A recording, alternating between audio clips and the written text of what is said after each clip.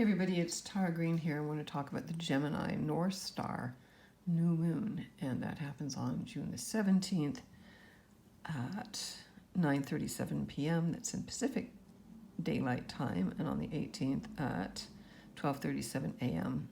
Eastern Daylight Time, and then at 4:37 a.m. Greenwich Mean Time.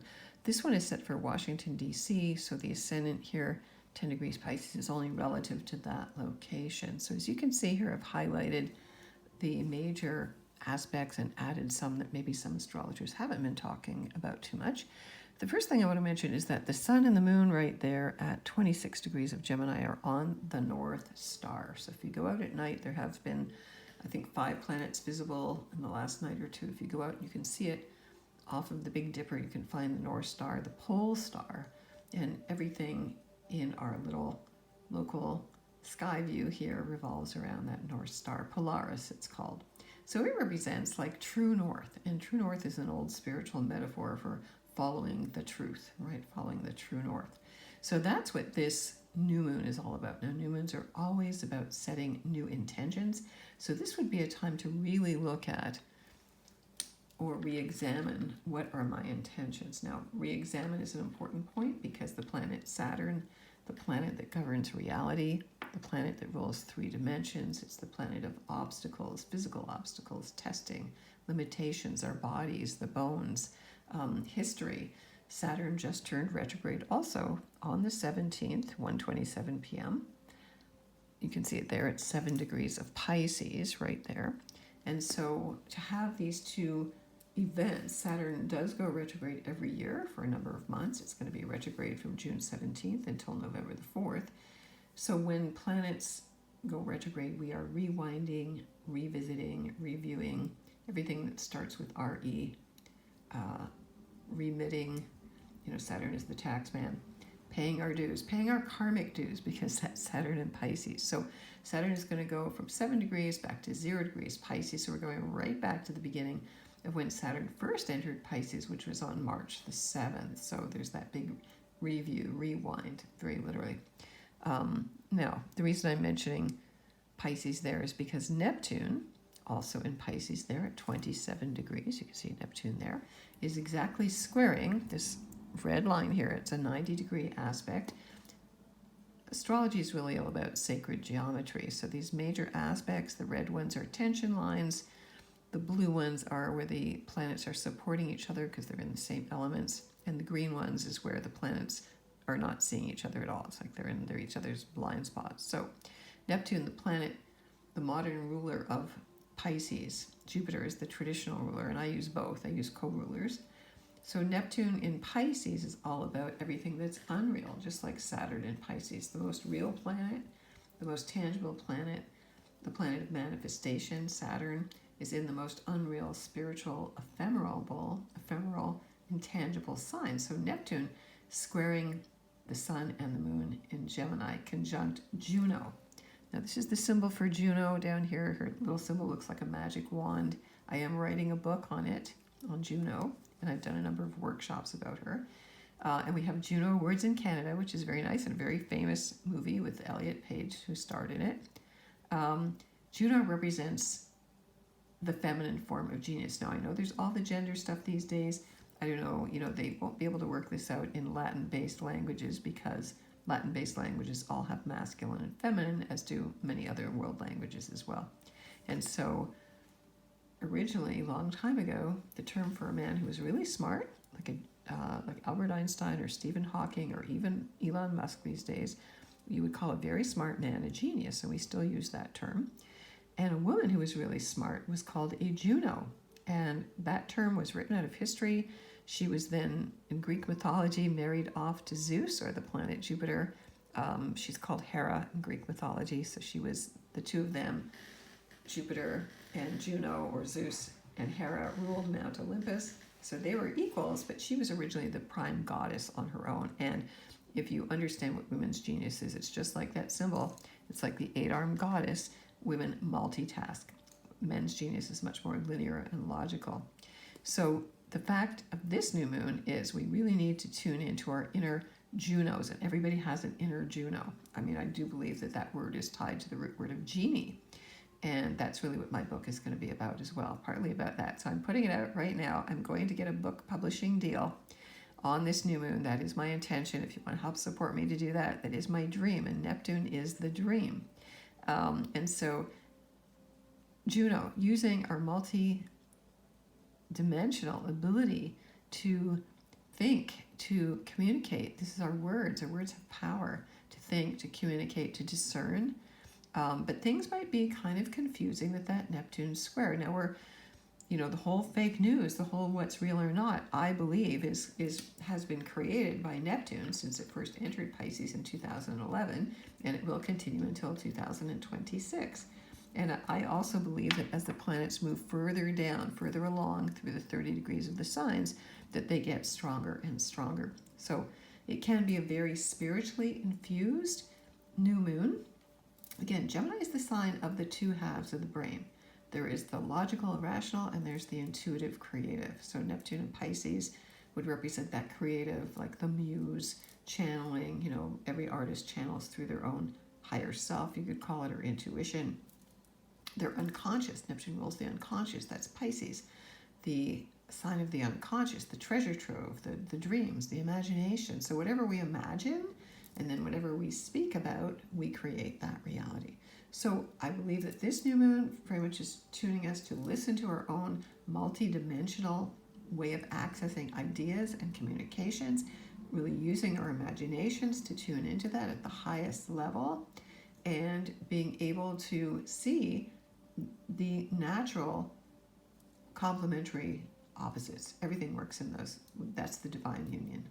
Opposites, in the tarot, the lovers is Gemini. Now, the sun and the moon and Juno are also opposite the galactic center, which is right there at 27 Gemini.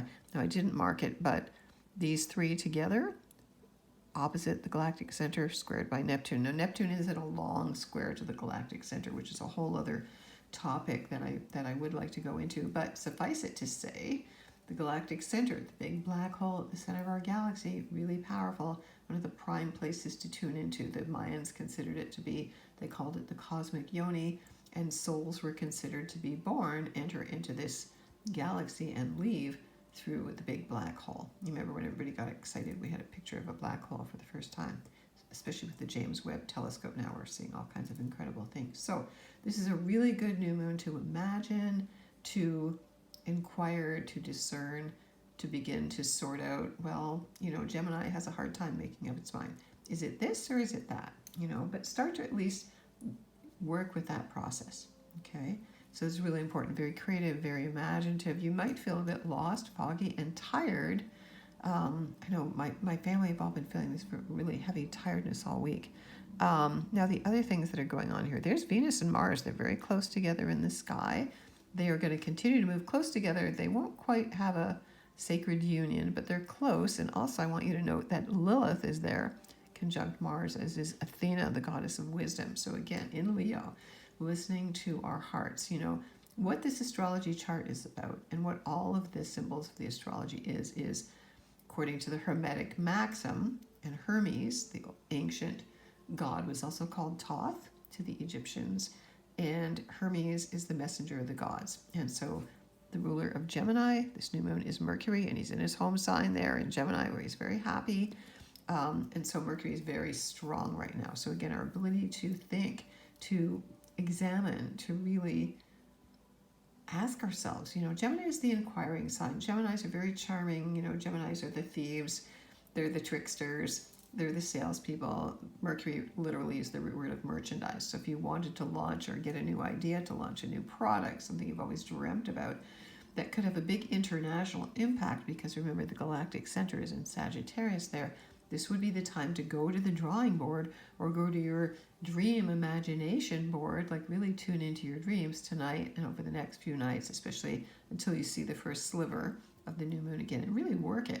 My dreams have been incredibly powerful for the last few weeks, actually. I don't know about yours.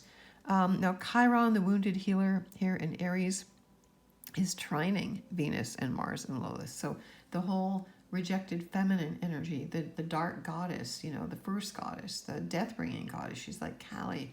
You need to speak her truth. You need to speak from your hearts about Lilith, about how the divine feminine is really the source of everything. Leo is ruled by the sun. And so, we want to be strong enough to de-armor our hearts right now. That's another really important thing. Okay, so they're trining each other. Chiron is trining Venus, Mars.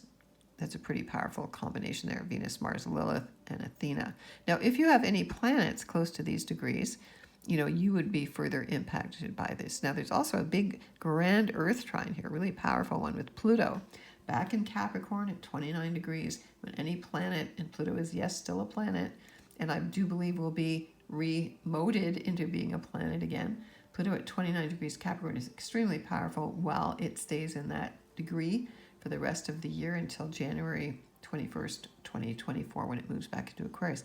Pluto is trining Ceres. Ceres is Demeter in the Greek mythology, the great mother at the last degree of Virgo. This is all about food supplies and clean food and natural medicine, which are being threatened right now in Canada. Again, Big Pharma is trying to discredit natural remedies and herbs and jack up the prices so it's not affordable. But we want to protect the earth. We want to be grounded with Mother Earth. This is Ceres, Demeter. She provides all the food. And Ceres and Pluto are in the myth of Persephone disappearing in the underworld. So very much this is an archetypal reimagining of that. Okay, and then they are trining Vesta, the root word of investments here, in Taurus, which is the bull market. So in fact, Pluto is plutocrats. The markets are still kind of crazy. They've kind of made a comeback, contrary to what most astrologers are still predicting, that giant crash. This grand Earth trine is really helpful to stay grounded when you might be feeling lost in this foggy Neptune square the sun and the moon. Okay, so that's a good thing. Stay grounded. Do whatever it is you need to do to hug a tree. Go barefoot. Whatever. Get a mud bath. Whatever it is that helps you to get grounded, get in your body, work out. Jupiter at 6 degrees of Taurus there is connected to the North Node. So again, the North Node, as it transits around, represents our highest spiritual goal. Now it's moving backwards in the zodiac. So Jupiter, the teacher, the wise guide, the ruler of Sagittarius and Pisces traditionally, is telling us again to listen to our gut instincts. Taurus's gut instincts, it rules the throat chakra. We want to speak our truth. So don't be shy. Don't be a wallflower. Don't hide yourself away too much there. So that's that could be good for any earthy, again, the grand Earth trine is good for anything tangible goods, food, storage, gold, silver, things like that. Now Uranus, the planet that rules cryptocurrency, I knew you were going to say that next, at 21, moved up to 21 degrees of Taurus here. Uranus is squaring Lilith and Athena, and that's why I think crypto is still under fire right now and still being questioned. And Uranus and Taurus is, again, opening yourself up to new ideas, new ways of thinking, radically altering your body. It's radically altering your sense of roots and your sense of tangible goods, your tools. Who are you? And who am I is a good question to ask at this new moon as well, because inquiring minds want to know. That's Gemini. So be careful that you don't believe everything is perfect at this point, because Neptune squaring the sun and the moon is about wearing what's called the rose-colored glasses. So you think that everything's perfect and you're projecting, this beautiful, essential, pure spirit onto things, and that just raises a bigger shadow actually, and also can land you into hot water and a lot of debt. So be careful, because it is a kind of self-sabotaging thing, because the thing about Geminis is, the right hand doesn't know what the left hand is doing. So if it's your birthday, today, 17th, 18th, or even the 19th, now it is my son's birthday on the 19th, this is a very powerful new beginning for you. Let's see, what else do we want to talk about here? The asteroid Psyche right there at 13 degrees of Scorpio helps us to tune in deeply to what's going on in our unconscious. Psyche is, what is Psyche doing there? Psyche is squaring, now this is not really marked here, but it's squaring Venus and Mars there. So again, the challenge is to tune in to our deepest feelings, okay? Now, again, this is a light and airy new moon here. We want to write, we want to journal, we want to connect with people, we want to be social butterflies. That's all great. We're also just a couple of days away from the summer solstice, which happens on the 21st, When the sun enters Cancer, it's the ancient pagan holiday called Litha. All the druids are going to meet at Stonehenge. This is one of the most ancient turnings of the cycles of the year. The sun enters Cancer at 10:58 a.m. That's Eastern Daylight Time. So to have everything clunked in here together, a really powerful gateway. So stop and take a big breath. Gemini rules the lungs. Take a big breath. Saturn and Pisces have gratitude. Neptune and Pisces, be grateful that you're alive. Be grateful for everything in your life. Write down your wishes, your hopes, your dreams, beyond what you even think is possible. Now, the other thing I want to mention here is Pluto at 29 Capricorn is in conjunct 150 degrees away from the sun and the moon and Juno there. And that means these planets are in different elements, earth and air. So earth and air don't really work well together. They don't get each other. They're speaking totally different languages. So think about wind.